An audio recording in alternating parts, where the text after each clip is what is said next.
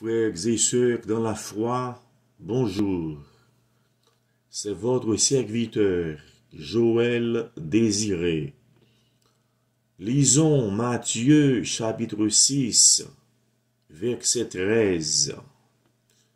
Ne nous induis pas en tentation, mais délivre-nous du malin, car c'est à toi qu'appartiennent, dans tous les siècles, le règne, la puissance et la gloire. Amen.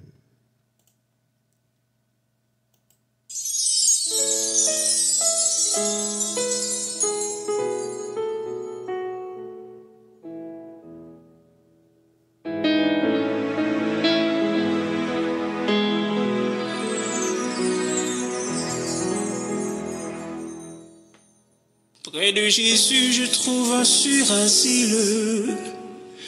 Et si mon ciel est parfois menaçant, il me rassure en lui, je suis tranquille.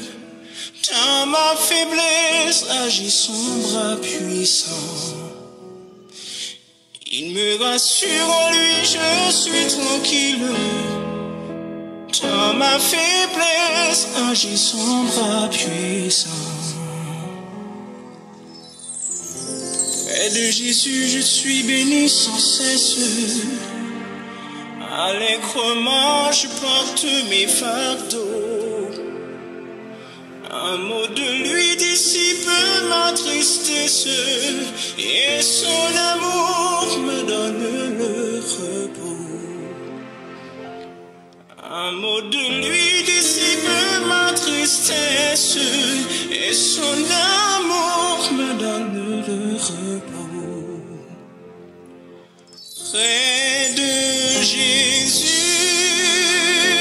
nulle frayeur, ma joie est invincible. Près de Jésus, je suis vainqueur, l'âme heureuse et paisible.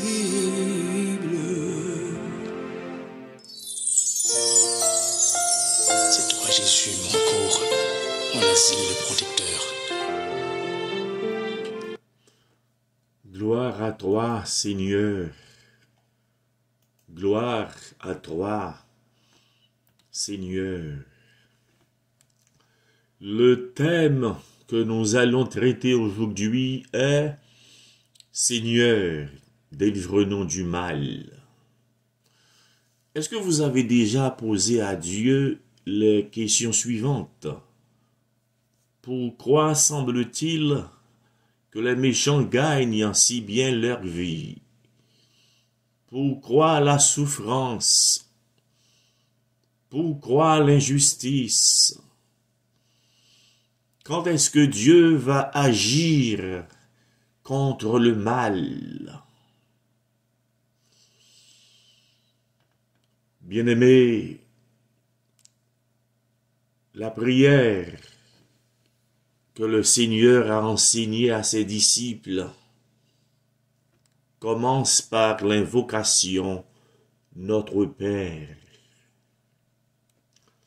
Le Notre Père se divise en deux parties. La première partie se rapporte à Dieu, son nom, son règne, sa volonté. La seconde partie concerne nos besoins, la nourriture quotidienne, le besoin de pardon et de protection. Frères et sœurs en Jésus-Christ, la vie dans ce monde n'est pas facile. Le monde est devenu, après le péché de nos premiers parents, un champ de bataille. Un champ de bataille entre le bien et le mal. Nous avons 3 recommandations à considérer. Recommandation numéro 1. Seigneur, délivre-nous du mal, le mal dans notre cœur. Frères et sœurs, le mal est partout présent dans l'histoire biblique, dans l'entourage et le cœur de David, le roi selon le cœur de Dieu. De Samuel, chapitre 11 et 12. Chez les auditeurs des prophètes, parmi les disciples de Jésus et les membres de son Église. Nous savons, d'après l'Écriture, que ce n'est pas Dieu qui est l'auteur du mal et de la tentation. L'apôtre Jacques le dit formellement. Dieu ne peut pas être tenté par le mal, et il ne tente lui-même personne. Jacques 1er, verset 13. C'est Satan qui nous tente, dans le seul but de nous faire du mal. Et un peu plus loin dans son épître, après avoir parlé du danger des mauvais désirs, Jacques écrit: soumettez-vous donc à Dieu, résistez au diable, et il fuira loin de vous. Jacques 4, verset 7. Dans la parabole du bon grain et de l'ivraie, quand les ouvriers demandent au maître du champ pourquoi il y a de l'ivraie mêlée au bon grain, le maître répond: c'est l'ennemi qui a fait cela. Matthieu 13, versets 24 à 28. Dieu peut-il changer le mal en bien? Chers amis, dans toutes les situations, Dieu agit pour le bien de ceux qui l'aiment. Romains 8, verset 28. Les frères de Joseph ont médité du mal envers lui. Gloire à Dieu! Dieu a finalement changé le mal en bien. Dieu a libéré le peuple d'Israël de l'esclavage en Égypte. Il a permis la crucifixion de son Fils pour le bien du monde. Il a sauvé le peuple d'Israël de la destruction par Haman. Esther, chapitre 3 à chapitre 7. Oui, Dieu peut changer le mal en bien. Quelle est votre réaction naturelle lorsque vous êtes tenté de faire le mal? Le Seigneur Jésus-Christ a dit à ses disciples: veillez et priez, afin que vous ne tombiez pas dans la tentation. L'esprit est bien disposé, mais la chair est faible. Matthieu 26, verset 41. Dieu sait combien de fois vous avez résisté à la tentation. 1 Corinthiens 10, verset 13. Un prédicateur a dit: vous ne pouvez pas empêcher un oiseau de voler au-dessus de votre tête. mais vous pouvez l'empêcher de faire un nid sur votre tête. Amen. Frères et sœurs en Jésus-Christ, si les épreuves doivent être endurées, les tentations doivent être rejetées, fuies et évitées. Avez-vous pris le temps de prier, de jeûner, d'être vigilant pour ne pas entrer en tentation? Recommandation numéro 2. Seigneur, délivre-nous du mal, le mal dans la société. Le mal, c'est la violence, le désordre, la pauvreté, la corruption, le chaos, l'injustice. Malheur à ceux qui appellent le mal bien et le bien mal, qui changent les ténèbres en lumière et la lumière en ténèbres, qui changent l'amertume en douceur et la douceur en amertume. Isaïe 5, verset 20.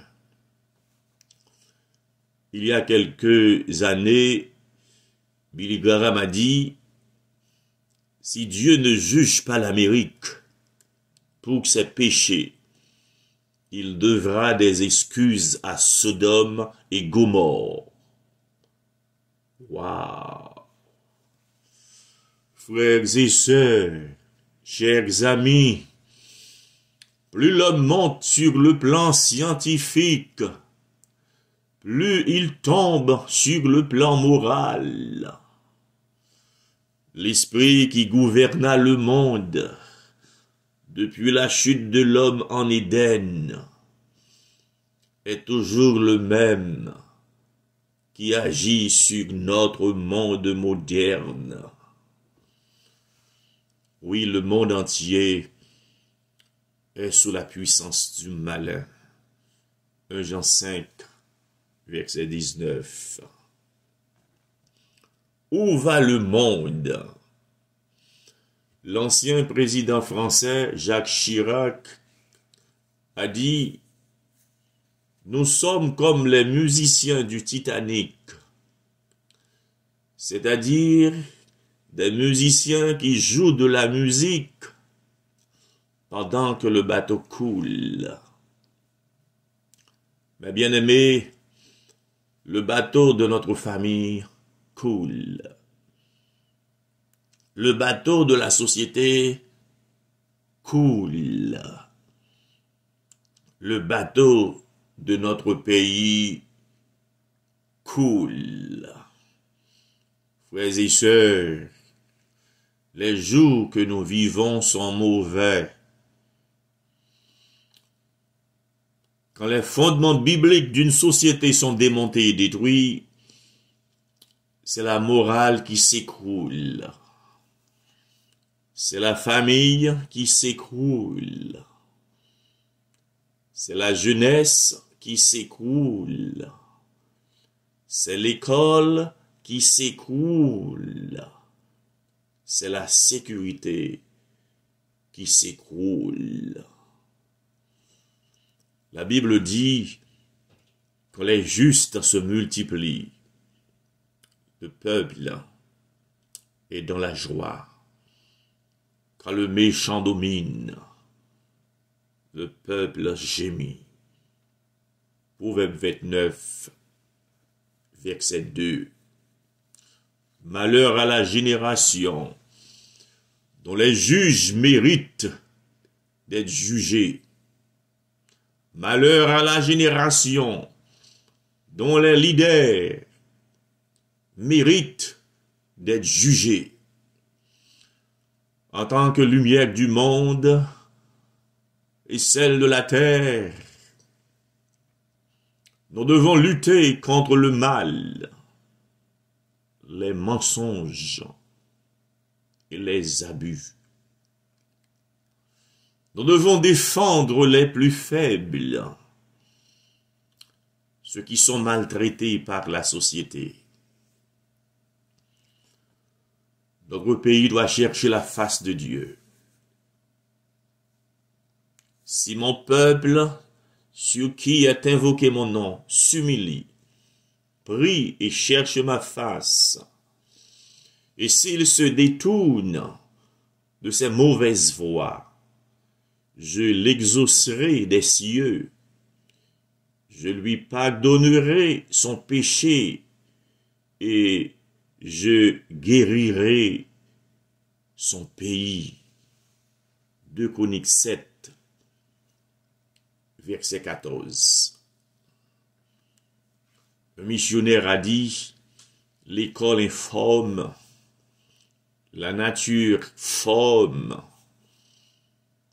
la religion réforme, la politique désinforme, le péché déforme, mais le Christ transforme. Amen. Le prophète Jérémie s'adresse au nom de Dieu aux exilés de Babylone ainsi. Recherchez le bien de la ville où je vous ai mené en captivité et priez l'Éternel en sa faveur, parce que votre bonheur dépend du sien. Jérémie 29, verset 7. Oui, il n'y a pas de délivrance sans repentance. Amen. Jésus a donné sa vie pour combattre l'injustice du monde. Et il est ressuscité pour nous permettre de vivre une vie nouvelle. Amen.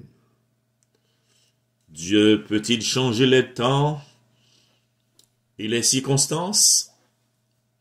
Oui, Dieu peut changer les temps et les circonstances.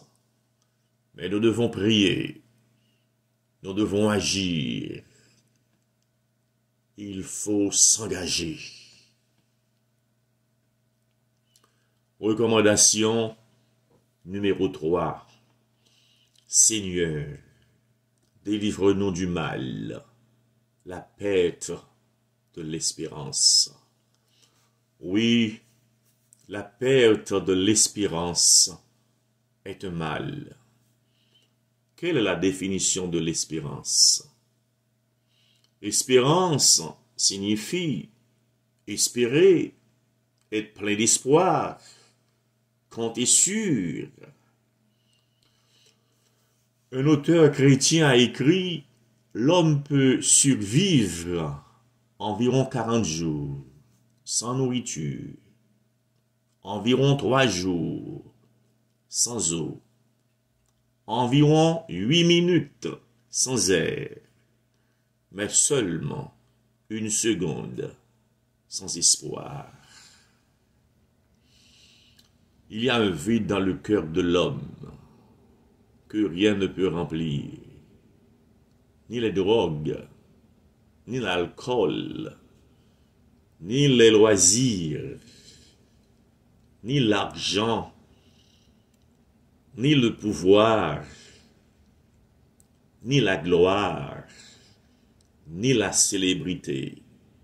Dieu seul peut combler ce vide. Amen. Quelle est votre espérance? L'Église est un peuple d'espérance.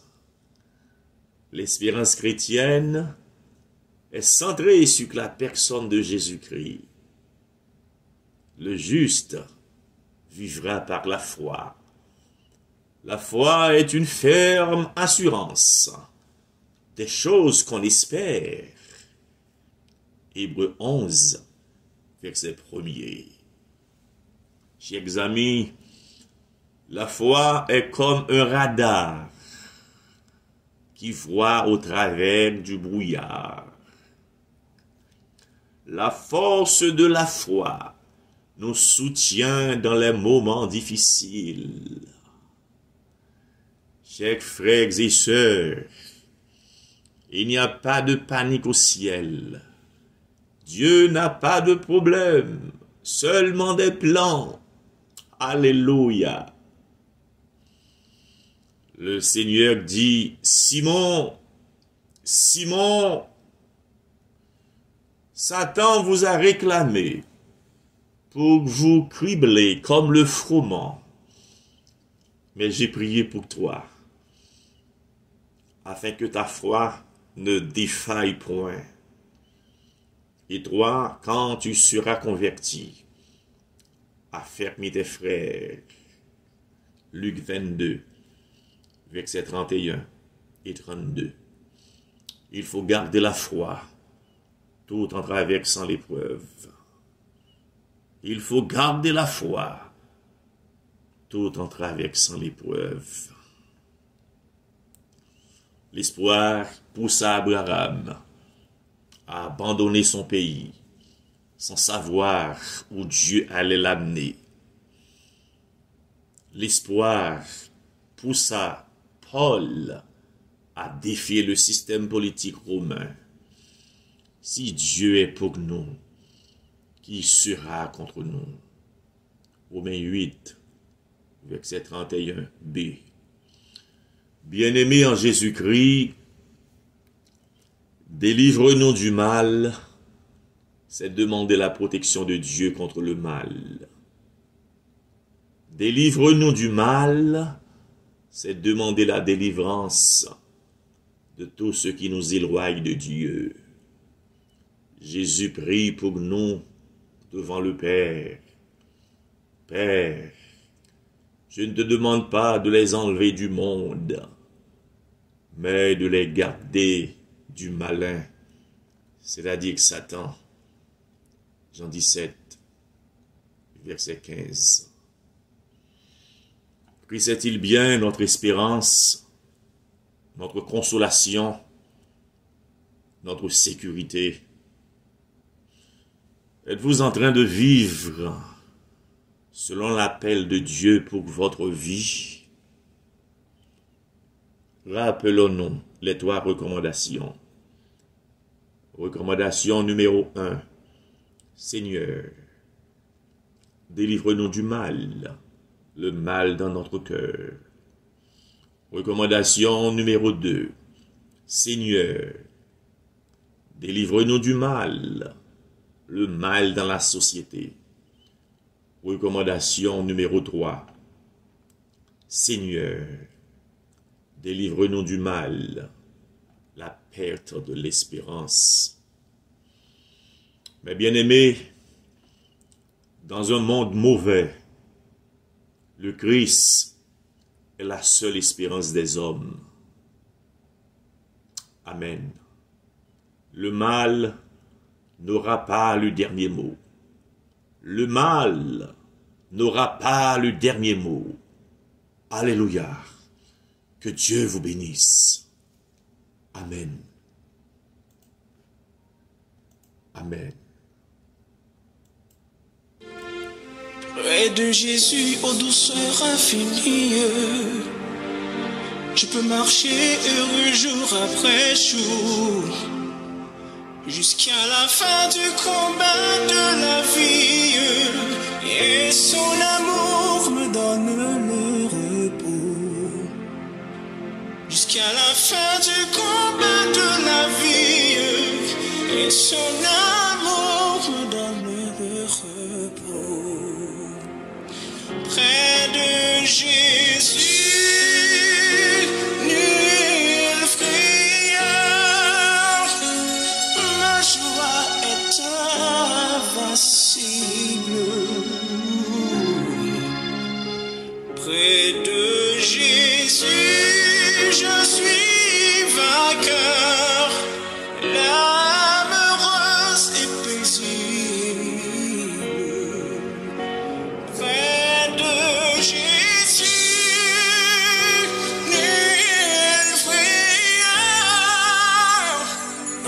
joie est invincible.